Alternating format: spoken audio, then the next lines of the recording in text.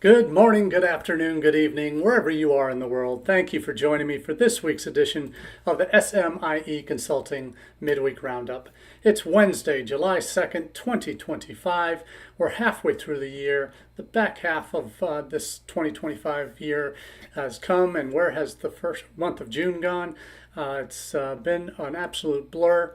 The last 6 months have been an absolute blur in international education circles, but hopefully today we can turn the page and have some more positive things to talk about related to moving forward with this with what we're going to be doing for international education in the United States as a nation, as institutions, and around the world.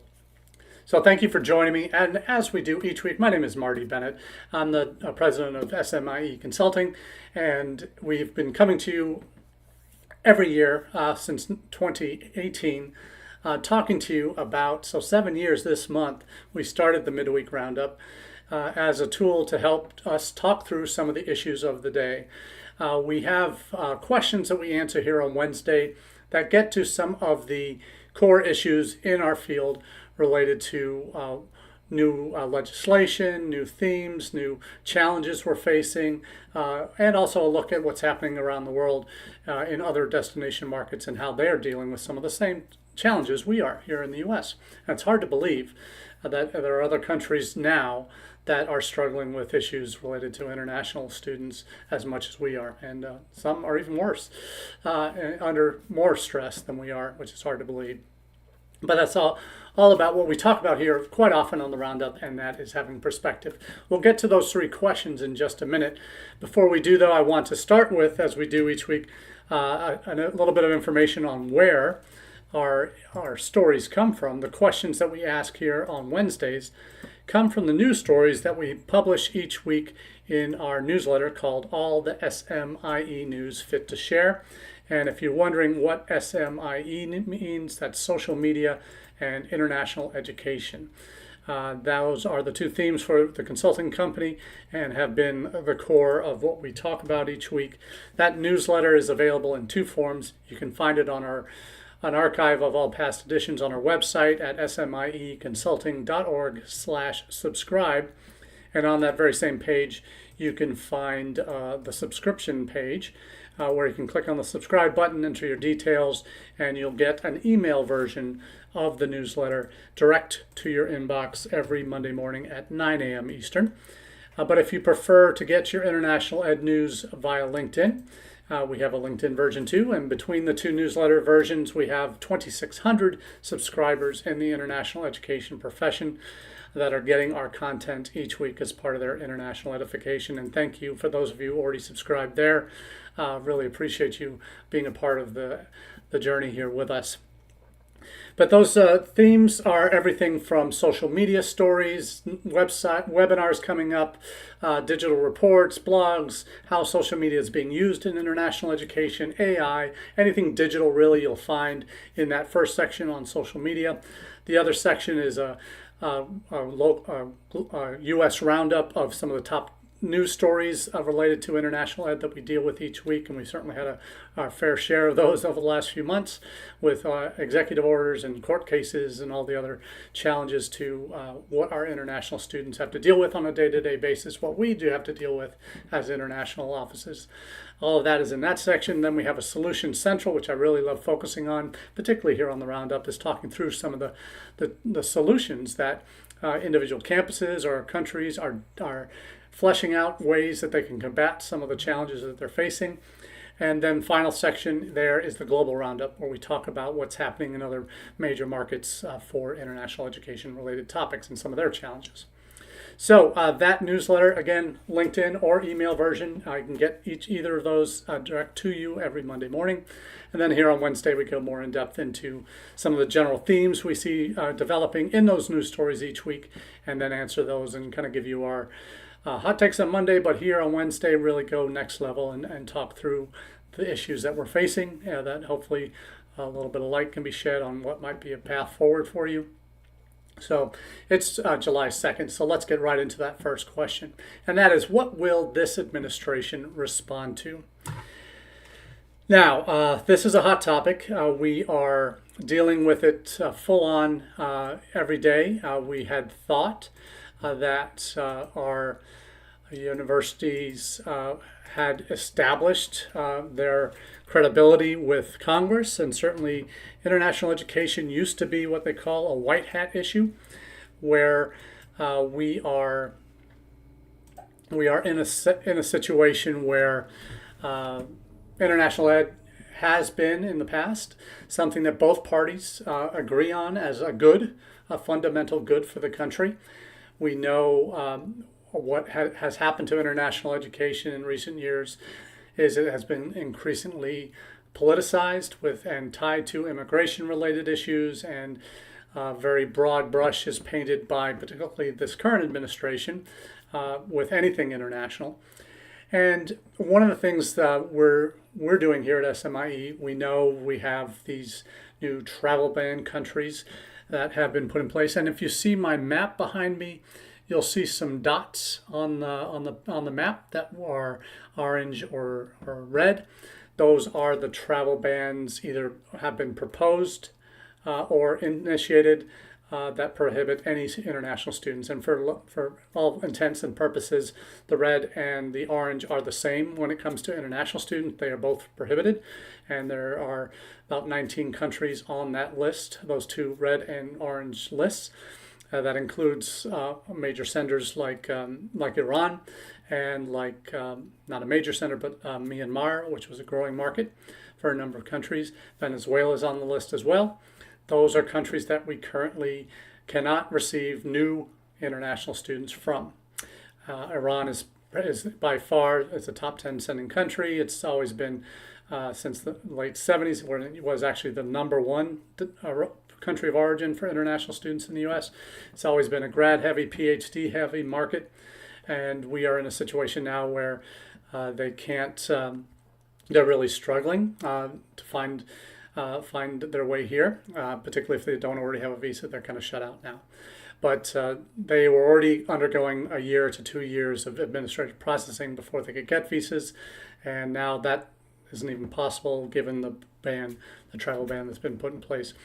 But what I'm going to share with you here is, if you see, obviously we got a lot of Caribbean countries here, but if you're on, you notice these, there's a lot in Africa now. And that the disclaimer there in Africa is that does include the current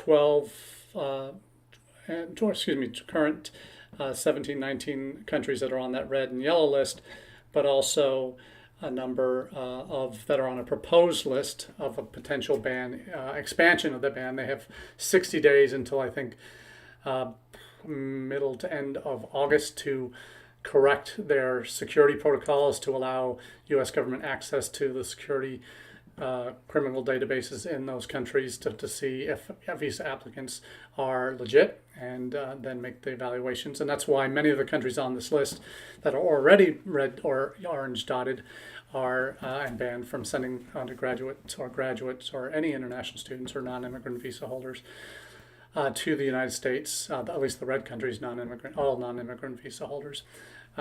Visa potential applicants, I should say, not holders, cannot enter the U.S. The proposed list of expanding where these countries have, it's another 36 countries. The greater majority of them are in Africa.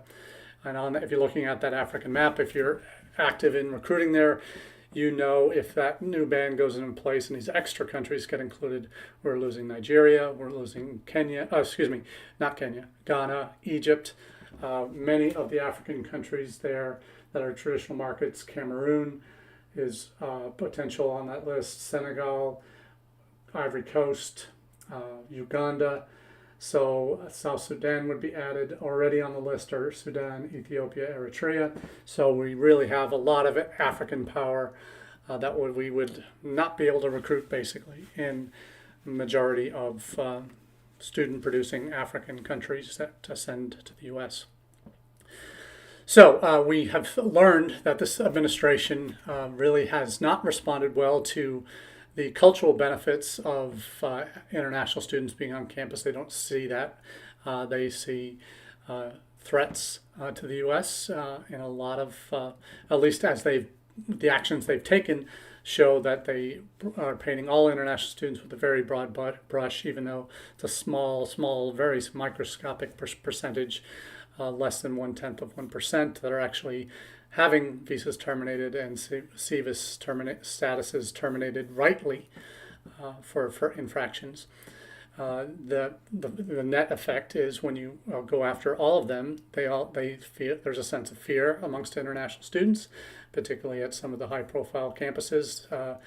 Any of those that were involved in protests on campus, current students that is, are being targeted by this administration.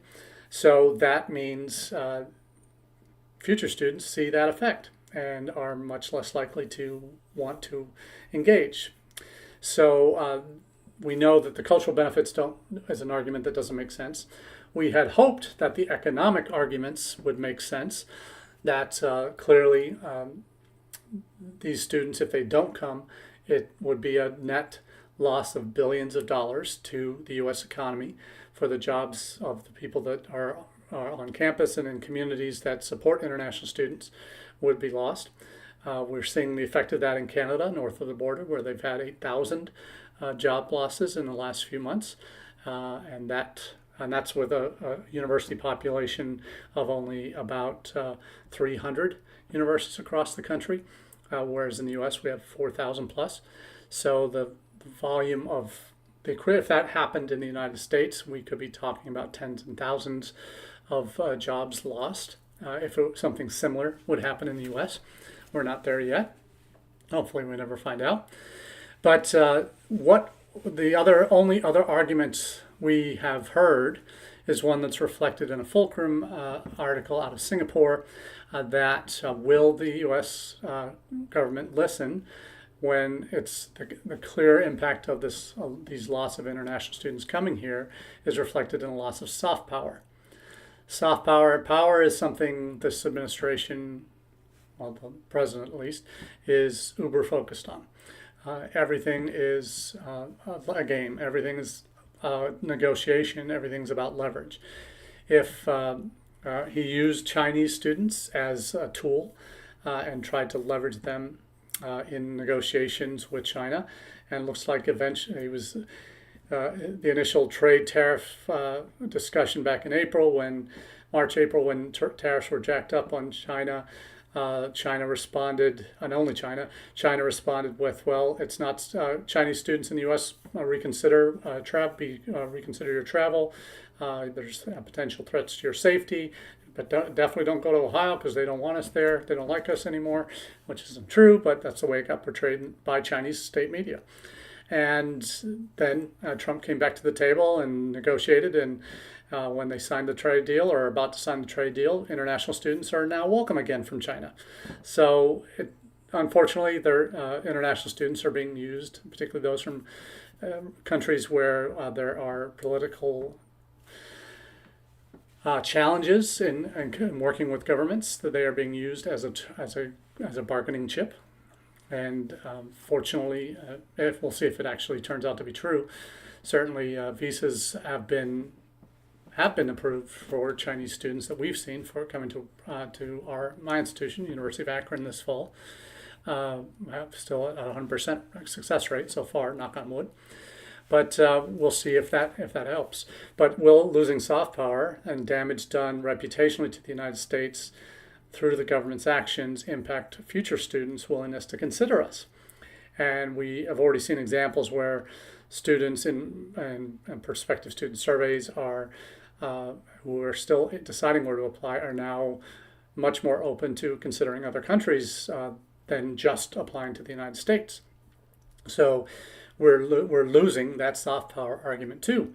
So they're not coming because we're the best anymore, or we offer the best programs, and just for that, some are still going to go, and thankfully they will still apply here. But there are students around the world that are taking a second look at the United States, particularly those in Europe. They are almost certainly more inclined to shy away from the U.S. now because they see Trump as a reflection of past dictators that they've had to deal with in Europe, going back to the world wars. But you see in other parts of the world, there's actually fairly good relations. We're hoping that spills over from China now to India. We're not sure. You would think Modi and Trump have gotten along in the past. They can still, and economically they're going to be a big partner for anybody. But hopefully we maintain our relationships there so we can continue to attract Indian students. We know Canada and India have struggled with their relationships recently. Maybe that's about to turn around as a rebound might be happening there. But there's still so many challenges. We'll talk about that. But will the administration respond to soft power as a potential tool? So that's what we are waiting to see. But we're hoping, and there's a Leadership Now project that an article that entitled "Business Leaders and Firm Universities Are Critical to America's Competitiveness." So this was in the middle of June. More than 275 CEOs, founders, and executives joined Leadership Now Project's open letter urging Congress and the administration to reverse sweeping federal actions threatening U.S. research universities. So the newsletter or the article goes on to talk about how universities are engines of innovation and economic growth, breakthroughs in scientific research, cancer, AI, all of that, workforce training, attracting global talent, all of that. And it goes through the article goes through and talks about a lot of the benefits that these universities produce on a year-to-year basis. So what's next? That is probably, as a colleague was pointing out on LinkedIn the other day, they're not responding to the cultural benefits of international students. They're not responding to the economic benefits of international students by the dollars and cents. They're not responding to even maybe potentially soft power. They're just being seen as a bargaining chip. But is the fact that the business community is now starting to see this as an existential threat to them, when research universities and engines of growth for what they do and research that they do is inhibited by the lack of talent that we're bringing in? Is that going to resonate? And will the business community rally forces and say, hey, enough's enough? He's down on the rhetoric. Let's have some more pro-business friendly policies that tie to worker rights. And that is something we can hope the administration listens to, because they haven't listened to anything else. They have been forced to listen to the courts, and there have been a lot of court decisions that have gone favorably for international education in recent weeks. Will that continue? Maybe not. We know that the national injunctions that were thrown down by some of the district judges has been ruled unconstitutional. So a single district judge hearing a particular case can't then issue a nationwide injunction, only can talk about the merits of that case and imposing any injunctions on government action. So future national injunctions aren't going to be possible coming from district court levels. Those will have to be decided at the Supreme Court, which is still bubbling around over the birthright citizenship topic, which we'll find out hopefully in the next month or so. We'll see. But the next question really is, what should we be doing to protect our students? We're trying to protect our own profession, but we're also, most importantly, because it's our job, to protect our students. And there's been a couple articles this past week that do dive into that, first of which is from INTED, our friends and colleagues there based in Boston, but certainly a very well-regarded international ed consulting firm that talk about everything from how to do campaigns in particular countries to how to rally support on campus to doing things in a holistic way. They are great with all of that. But they've written a piece coming out of NAFSA that it's all about hearts and heads, marketing 101 kind of stuff, talking about what we can be doing to support our students, to support our communities, to support those that are impacted by what we do and who are negatively being impacted by the government's actions and policies. So it's about talking to our friends and neighbors and those we run into at the grocery store, as they say. Obviously managing up with folks on campus so that they're aware of the challenges that our students are facing. For incoming students, we have to be religiously keeping leadership in the loop on what's going on with visas, with availability of appointments, with what the new social media vetting policies are doing for international students in their process. So we have a lot to work on, and this is certainly something that we need help. We need all hands on deck. We need to make sure everybody's hearing what we have to say. We're not the boy who cried wolf. We have legitimate challenges to what we do, and will have negative financial implications on our institution based on everything we're seeing in terms of the numbers for this fall. It's not going to be as bad as the pandemic in fall of 20, but it could be substantially worse than it was last fall, which was already going to be a down year. So what can we be doing? The INTED article does go into that specifically. The other article that we're sharing also has it from Inside Higher Ed. It has making space for international students this summer. What many of us did this summer, or before the summer started, with certainly the uncertainty related to travel bans, we saw a lot of campuses saying, hey, if you don't have to travel home, don't. If you're on one of the travel ban country lists, please don't. And certainly, just because even though legally they could be allowed back in because they have a valid visa, hopefully they have a valid visa to try and apply for a new visa, that's not a good thing. Certainly, if an expired visa for a current student and they have a plan to go home, the chances of them getting a new visa to allow them back in are not good. So most of us told them, stay home, stay here if you can, and not travel. If they're from any of these countries that are on the border or on the potential list or on the existing list of travel bans. And that means that's a potential extra resources your campus needs to have available and your community needs to be aware of. Certainly housing, potentially classes that they might be able to take. So it's Inside Higher Ed article talks about that, housing and classes and other services that students might need during the summer months, and gives some great examples of what some colleges are doing. So it's very important that our current students have to be our focus, and if we don't take care of them well, particularly in these times of trouble, like we did during the pandemic for those students that couldn't go home or were forced to stay on campus where there wasn't anyone else around when we all went online, they need to be cared for. And if we can't show that now, it doesn't matter when the situation improves. If you haven't taken care of those that you have in the difficult times, in the good times, it won't matter because you won't have as many coming in the first place. So be sure to take care of your current students first. So let's talk about the final situation, and if there's anything that could potentially make us feel that it's not as bad, or maybe the grass, and we're always thinking the grass is greener elsewhere. It isn't always. We'll take a look at our neighbors to the north, and Canada is facing a situation that is quite dire. And the question is, can the situation in Canada get any worse? There's a set of 3 articles I'll be sharing here that you have the effect of the study permit caps that have been put in place the last 2 years.